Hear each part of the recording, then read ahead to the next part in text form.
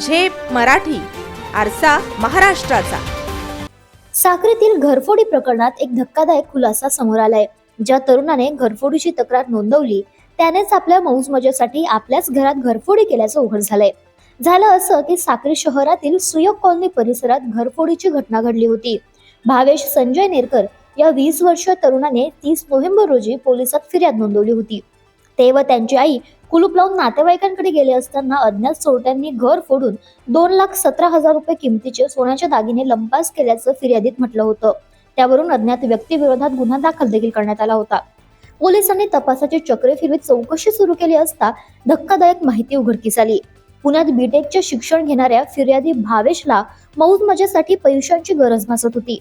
त्यासाठी त्याने मुद्दाम घराला कुलूप लावून आई वडिलांना न सांगता 2 साथीदारांसह स्वतःच घरफोडी केल्याचं निष्पन्न झालं. पोलिसांनी भावेश व त्याच्या दोन्ही साथीदारांना ताब्यात घेतलंय. त्यांच्याकडून 8 ते 9 तोळे सोन्याचे दागिने हस्तगत करण्यात आले.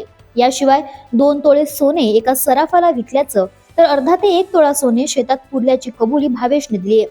या सगळ्या प्रकारामुळे पोलीसही आश्चर्यचकित झाले आहेत. प्रतिनिधी निलेश सावळे, झेप मराठी, साक्री.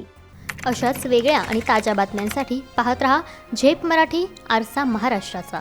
संपादक प्राध्यापक अनिल चव्हाण, धुळे.